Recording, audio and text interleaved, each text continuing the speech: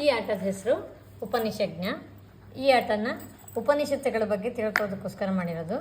ಉಪನಿಷತ್ತಿನ ಹೆಸರು ಮತ್ತು ಆ ಉಪನಿಷತ್ತಿನ ದೇವತೆ, ಆ ಉಪನಿಷತ್ತಿನ ಋಷಿ ಮತ್ತು ಅದು ಸ್ತೋತ್ರನೋ ಉಪದೇಶನೋ ಯಾರಿಬ್ಬರ ನಡುವೆ ಆಗಿರೋ ಸಂವಾದ, ಇದರ ಬಗ್ಗೆ ಪರಿಚಯ ಮಾಡಿಸ್ಕೊಡೋಕ್ಕೆ ಇದು ಮಾಡಿರೋದು. ಇದು ಸೇಮ್ ಊನೋ ಕಾರ್ಡ್ಸ್ ಥರನೇ ಆಟ ಆಡಬೇಕು. ಊನೋ ಕಾರ್ಡ್ಸಲ್ಲಿ ಹೇಗೆ 4 ಕಲರ್ಸ್ ಇರ್ತಾವೋ ಇಲ್ಲಿ ಹಾಗೆ ಬ್ಲೂ, ರೆಡ್, ಗ್ರೀನ್, ಬ್ರೌನ್ ಈ ಥರ 4 ಕಲರ್ಸ್ ಇರುತ್ತೆ. ಇಲ್ಲಿ ಉಪನಿಷತ್ ಅಂತ ಬರೆದಿರೋದು ಕಲರ್ ನೀವು ಅಬ್ಸರ್ವ್ ಮಾಡಿದ್ರೆ ನಿಮಗೆ ಗೊತ್ತಾಗುತ್ತೆ.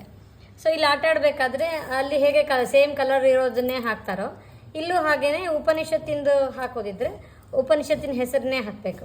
ಇಲ್ಲ ಉಪನಿಷತ್ತಿನ ದೇವತೆ ಋಷಿ ಹಾಕೋದಿದ್ರೆ ಋಷಿನೇ ಹಾಕಬೇಕು. ದೇವತೆ ಹಾಕೋದಿದ್ರೆ ದೇವತೆನೇ ಹಾಕಬೇಕು. ಅಥವಾ ಸ್ತೋತ್ರ ಉಪದೇಶದ ಏನಾದರೂ ಹಾಕೋದಿದ್ರೆ ಅದನ್ನೇ ಹಾಕಬೇಕು. ಇಲ್ಲ ನಮ್ಮ ಹತ್ರ ಆ ಥರ ಕಾರ್ಡ್ ಇರಲಿಲ್ಲ ಅಂದರೆ ಈ ಉಪನಿಷತ್ತಿಗೆ ಸಂಬಂಧಪಟ್ಟಿದ್ದು ಬೇರೆ ಯಾವುದಾದ್ರೂ ಈ 3ರಲ್ಲಿ ಯಾವ್ದು ಬೇಕಾದರೂ ಹಾಕೋದು. ಅಂದರೆ ಈಗ ಹಾಕಿರೋರು ಐತರೇ ಕಾರ್ಡ್ ಹಾಕಿದ್ದಾರೆ ಅಂತ ಇಟ್ಕೊಳ್ಳೋಣ. ಈಗ ನನ್ನ ಹತ್ರ ಉಪನಿಷತ್ತಿಂದ ಯಾವುದೂ ಕಾರ್ಡ್ ಇರಲಿಲ್ಲ ಅಂದರೆ ನನಗೆ ಐತರೆಯ ಉಪನಿಷತ್ತಿಂದ ದೇವತೆ ಇತ್ತು ಅಂದರೆ ನಾನು ದೇವತೆ ಹಾಕ್ಬೋದು. ಅವರು ಅವಾಗ ದೇವತೆ ಇದ್ದರೆ ಅವರು ದೇವತೆ ಹಾಕ್ತಾರೆ. ಅಥವಾ ಇದೇ ಉಪನಿಷತ್ತಿಂದು ಸ್ತೋತ್ರನೋ ಅಥವಾ ಋಷಿನೋ ಯಾವುದೋ ಇತ್ತು ಅಂದರೆ ಋಷಿ ಹಾಕ್ತಾರೆ. ಹೀಗೆ ಆಟ ಕಂಟಿನ್ಯೂ ಆಗುತ್ತೆ. ಇದರಲ್ಲಿ ಕೆಲವು ಸ್ಪೆಷಲ್ ಕಾರ್ಡ್ಸ್ ಅಂತ ಇರ್ತವೆ. ಅದರಲ್ಲಿ ಕಲರ್ ಚೇಂಜಸ್ಟು ಹೇಗಿರುತ್ತಲ್ಲ ಹಾಗೆಯೇ ಇಲ್ಲಿ ವೇದಗಳದ್ದು ಕಾರ್ಡ್ ಇರುತ್ತೆ. ಯಾರು ಕಲರ್ ಚೇಂಜಸ್ಟು ಹಾಕ್ಬೇಕು ಅನ್ಕೊತಾರೋ ಅವರು ಋಗ್ವೇದ ಅಂತ ಹಾಕಿದ್ರೆ ಅದರಲ್ಲಿ ಅವರು ಕಲರ್ ಚೇಂಜಸ್ ಯಾವುದಕ್ಕಾಗುತ್ತೆ ಅಂತ ಹೇಳಬೇಕು. ಇಲ್ಲಿ ಹೇಳಬೇಕಾಗಿಲ್ಲ. ಋಗ್ವೇದ ಅಂತ ಹೇಳಿದಾರೆ ಅಂದರೆ ನೆಕ್ಸ್ಟ್ ಪರ್ಸನ್ ಅವನು ಐತರೆಯ ಉಪನಿಷತ್ತಿಂದ ಹಾಕ್ತಾನೆ ಅಂತ ಅರ್ಥ. ಇಲ್ಲ ಅಂತಂದರೆ ಅವನು ಯಜುರ್ವೇದ ಹಾಕ್ದ ಅಂತಂದರೆ ಈ ಯಜುರ್ವೇದಕ್ಕೆ 4 ಉಪನಿಷತ್ತು, ಶುಕ್ಲ ಯಜುರ್ವೇದದ್ದು, ಕೃಷ್ಣ ಯಜುರ್ವೇದದ್ದು 2 ಉಪನಿಷತ್ತುಗಳಿದ್ದಾವೆ. ಈ 4 ಉಪನಿಷತ್ತಿಂದ ಯಾವುದನ್ನಾದರೂ ಹಾಕ್ಬೋದು ಅವನು. ಅಂದರೆ ಋಷಿ ಹಾಕ್ಬೋದು, ಉಪನಿಷತ್ತಿನ ಹೆಸರು ಹಾಕ್ಬೋದು, ದೇವತೆ ಹಾಕ್ಬೋದು, ಅಥವಾ ಸ್ತೋತ್ರದ ಹಾಕ್ಬೋದು. ಈ ಥರ ಕಂಟಿನ್ಯೂ ಹಾಕ್ತಾರೆ. ನೆಕ್ಸ್ಟ್ ಅದು ಮತ್ತೆ ಹಾಕೊಳ್ಳೋರು ಉಪನಿಷತ್ ಹೆಸರಾದರೂ ಹಾಕೋಬೋದು, ಅಥವಾ ಅದೇ ಉಪನಿಷತ್ತಿಂದು ಋಷಿ ದೇವತೆ ಸ್ತೋತ್ರನಾದರೂ ಹಾಕ್ಬೋದು. ಈ ಥರ 4 ವೇದಕ್ಕೂ ಕಲರ್ ಚೇಂಜಸ್ಟು ಥರ ಯೂಸ್ ಮಾಡ್ಕೋತಾರೆ. ಇಲ್ಲಿ ನಾವು ಎಕ್ಸ್ಟ್ರಾ ಕಾರ್ಡ್ ಅಂತ ಕೊಟ್ಟಿದ್ದೀವಿ. ನೀವು ಒಂದೊಂದು ಸೆಟ್ ಇಟ್ಕೊಂಡ್ರೆ ಸಾಕು, ಋಗ್ವೇದದ್ದಾಗಲಿ ಅಥವಾ +4 ಆಗಲಿ.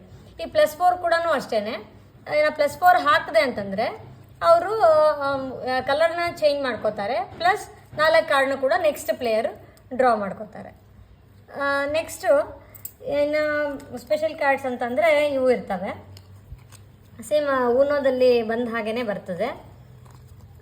ಇದು ನಲ್ ಕಾರ್ಡು ಅಂತಂದರೆ ಯಾವುದು ಬ್ಲೂ ಇದ್ದರೆ ಆವಾಗ ಇದನ್ನು ಯೂಸ್ ಮಾಡ್ಕೊಳ್ಳೋಕೆ. ಈಗ ಉಪನಿಷತ್ತಿಂದ ಹೆಸರು ಹಾಕಿದ್ದಾರೆ, ನನ್ನ ಹತ್ರ ಯಾವುದೋ ಉಪನಿಷತ್ತಿನ ಕಾರ್ಡ್ ಇಲ್ಲ ಅಂದರೆ ನಾನು ಬೇಕಾದರೆ ಇದನ್ನು ಹಾಕ್ಬೋದು. ಈ ಬ್ಲೂ ಕಾರ್ಡ್ನೇ ಹಾಕಬೇಕು. ಇಲ್ಲ ಅಲ್ಲಿ ಗ್ರೀನ್ದು ನಡೀತಾ ಇತ್ತು ಅಂದರೆ ದೇವತೆ ನಡೀತಾ ಇತ್ತು ಅಂದರೆ ಇದನ್ನು ಹಾಕಬೇಕು.